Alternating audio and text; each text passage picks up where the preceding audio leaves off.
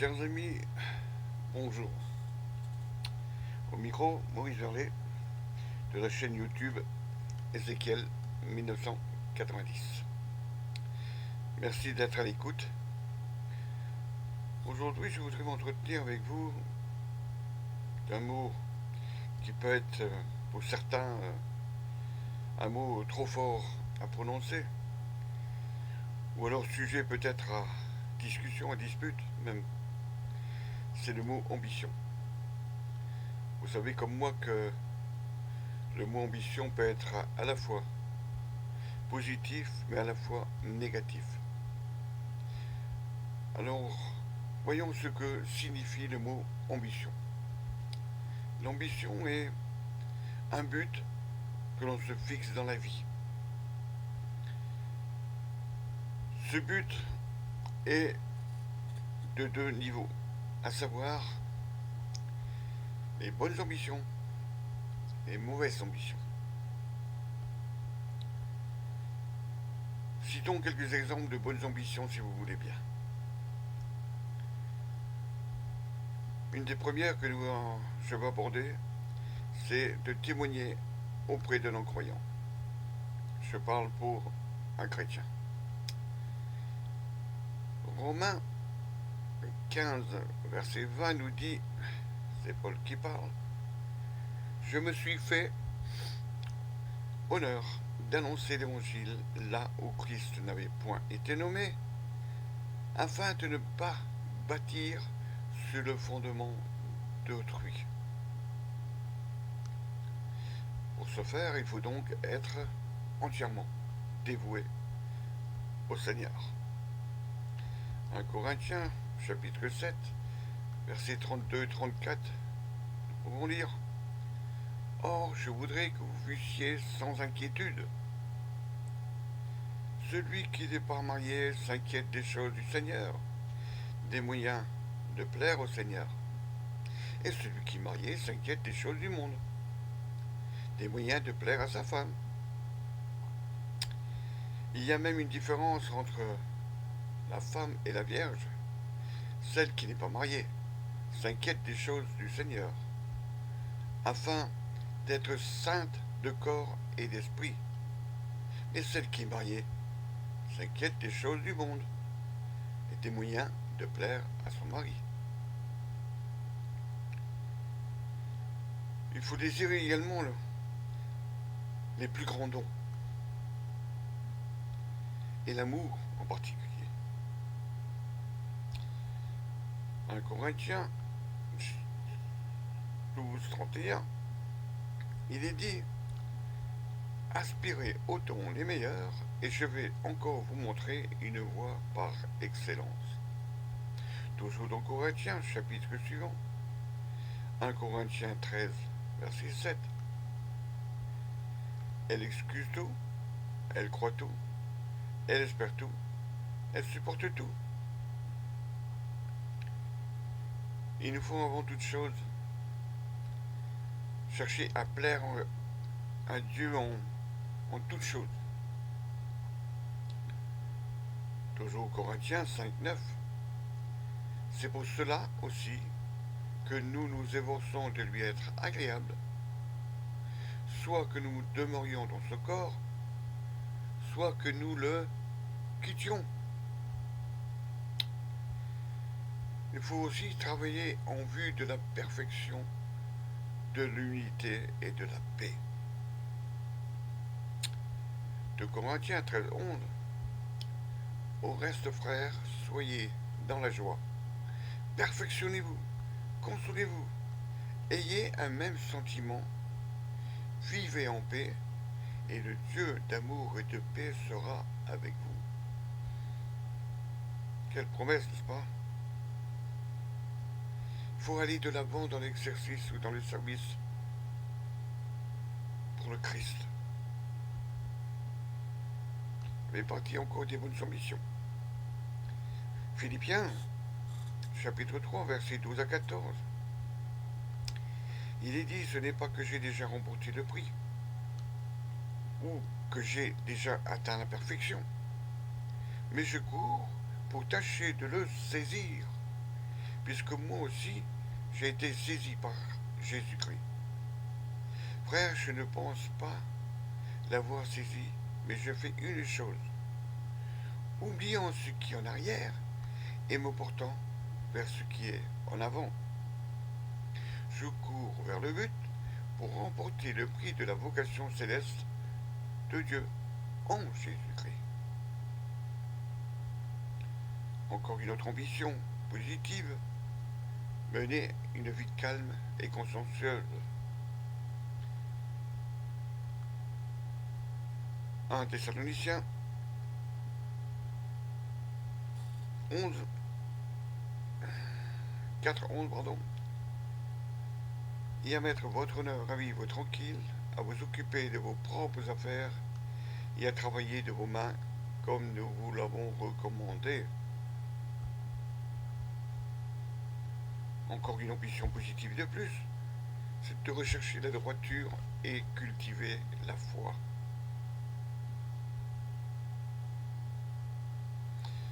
Un Timothée,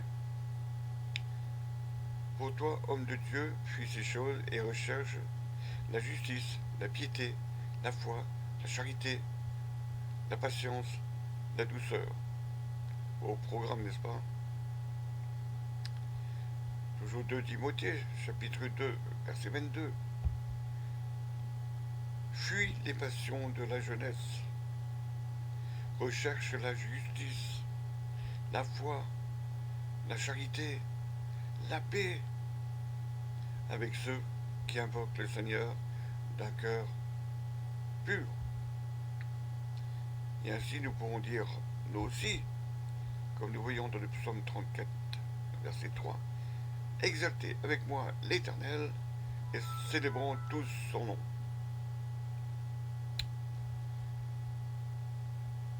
Ceci étant dit, nous allons passer à des exemples de mauvais buts, mauvaises ambitions. Première que je voulais aborder, c'est rivaliser avec les autres pour le royaume. Pourquoi rivalise-t-on? Marc, chapitre 10, verset 35-45, nous voyons ce qui est écrit. Les fils de Zébédée, Jacques et Jean, s'approchèrent de Jésus et lui dirent, Maître, nous voudrions que tu fisses pour nous ce que nous te demandons. Nous demanderons. Il leur dit, que voulez-vous que je fasse pour vous? Accorde-nous, lui dit-il, d'être assis l'un à ta droite et l'autre à ta gauche quand tu seras dans ta gloire. Jésus leur répondit, mais vous ne savez pas ce que vous demandez. Pouvez-vous boire la coupe que je dois boire, ou être baptisé du baptême dont je dois être baptisé? Nous le pouvons, répondirent-ils. Et Jésus leur répondit, il est vrai que vous boirez la coupe que je dois boire, et que vous serez baptisés du baptême dont je dois être baptisé.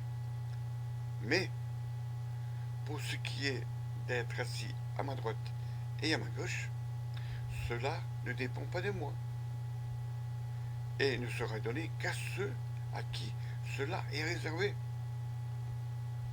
Les 10 ayant entendu cela commencèrent à s'indigner contre Jacques et Jean.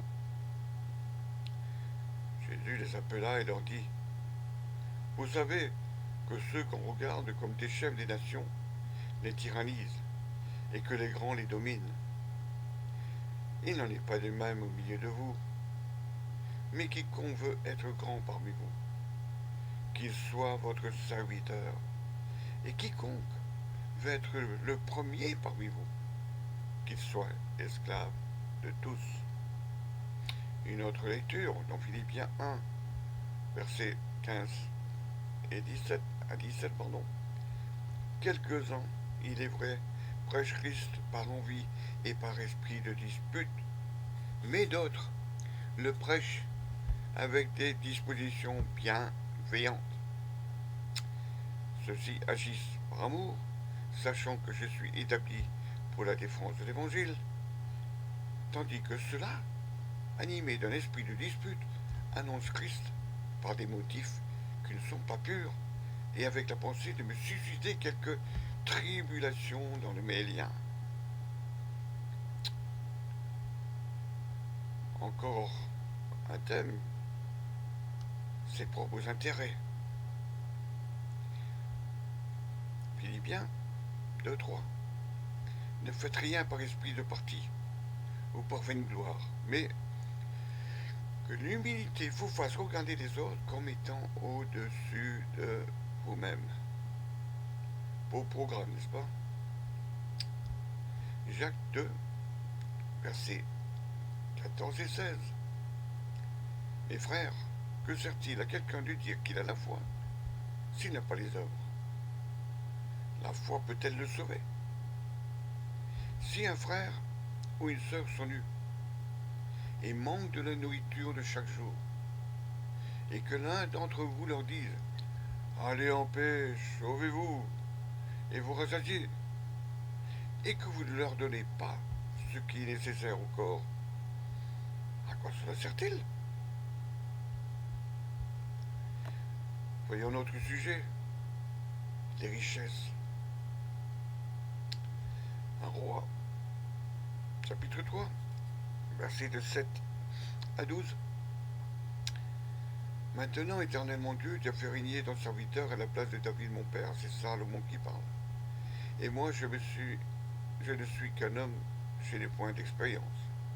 Ton serviteur est au milieu du peuple que tu as choisi, peuple immense, qui ne peut être ni compté ni nombré à cause de sa multitude. Accorde donc à ton serviteur un cœur intelligent, pour juger ton peuple, pour discerner le bien du mal. Car qui pourrait juger ton peuple, un peuple si nombreux?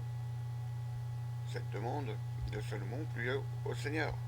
Et Dieu lui dit, puisque c'est là ce que tu demandes, puisque tu ne demandes pour toi ni l'envie, ni les richesses, ni la mort de tes ennemis, et que tu demandes de l'intelligence pour exercer la justice, voici, j'agirai selon ta parole, je te donnerai un cœur sage et intelligent, de sorte qu'il n'y aura eu personne avant toi et qu'on ne verra jamais personne de semblable à toi. Notre passage dans le Nouveau Testament, Luc 12, verset 13-21, quelqu'un dit à Jésus au milieu de la foule, Maître, dis à mon frère de partager avec moi notre héritage. Jésus lui répondit, Ô homme, qui m'a établi pour être votre juge ou pour faire vos partages? Puis il leur dit, gardez-vous avec soin de toute avarice, car la vie d'un homme ne dépend pas de ses biens, fut-il dans l'abondance. Et il leur dit cette parabole. Les terres d'un homme riche avaient beaucoup apporté. Et il raisonnait en lui-même, disant, que ferai-je, car je n'ai pas de place pour serrer ma récolte. Voici, dit-il, ce que je ferai. J'abattrai mes greniers, j'en bâtirai de plus grands, j'y amasserai toute ma récolte, et tout va bien. Et je dis à mon âme, tu as beaucoup de biens, en réserve pour plusieurs années. Repose-toi, mange, bois, réjouis-toi. Mais Dieu lui dit, insensé, cette nuit même ton âme te sera redemandée. Et ce que tu as préparé, pour qui cela sera-t-il? Il en est ainsi de celui qui amasse des trésors pour lui-même et qui n'est pas riche pour Dieu. Reprenons encore 1 Timothée au chapitre 6, verset 9-10. Mais ceux qui veulent s'enrichir tombent dans la tentation, dans le piège, et dans beaucoup de désirs insensés et pernicieux, qui plongent les hommes dans la ruine et la perdition. Car l'amour de l'argent est une racine de tous les maux, et quelques-uns, en étant possédés, se sont égarés loin de la foi et se sont jetés eux-mêmes dans bien des tourments. Voyons maintenant ceux qui cherchent leur propre gloire. Daniel 4, versets 26 à 30. L'ordre de laisser le tronc où se trouvent les racines de l'arbre signifie que ton royaume te restera quand tu reconnaîtras que celui qui domine est dans les cieux. C'est Daniel qui s'adresse à Nebuchadnezzar pour lui expliquer son rêve. C'est pourquoi, ô roi, puisse mon conseil lui te plaire, mets un terme à tes péchés en pratiquant la justice. Il y a des iniquités en usant de compassion envers les malheureux, et ton bonheur pourra se prolonger. Toutes ces choses se sont accomplies sur le roi Nebuchadnezzar. Au bout de 12 mois, comme il se promenait dans le palais royal de Babylone, le roi prit la parole et dit: N'est-ce pas ici Babylone la grande que j'ai bâtie comme résidence royale par la puissance de ma force et pour la gloire de ma magnificence? Tout cela pousse l'homme à vouloir prendre la place de Dieu. Ézéchiel 28, 2. Fils de l'homme, dit au prince de Tyr, ainsi parle le Seigneur l'Éternel. Ton cœur s'est élevé, et tu as dit, je suis Dieu, je suis assis sur le siège de Dieu, au sein des mers. Toi, tu es homme et non Dieu, et tu prends ta volonté pour la volonté de Dieu. Combien d'hommes, combien de femmes prennent leur volonté pour la volonté de Dieu? De Timothée 2, versets 3 à 4. Nous avons à votre égard cette confiance dans le Seigneur que vous faites et que vous ferez les choses que nous recommandons. Voilà, chers amis, quelques paroles qui ont été prononcées. Ce sont des paroles de mise en garde. Nous vivons dans un monde ambitieux, mais un monde dépourvu d'intelligence. Alors, je vous prie, je vous en prie, réfléchissez à tout cela. Et ayez de l'intelligence pour ne pas vous égarer. Ayez de l'ambition. Ayez de l'ambition, oui, mais une bonne ambition. Pas une ambition négative. Une ambition qui cherche à supplanter les autres. Mais une ambition qui cherche plutôt à partager et à reconnaître devant le Seigneur que nous sommes tous identiques, puisque la parole dit que nous avons été façonnés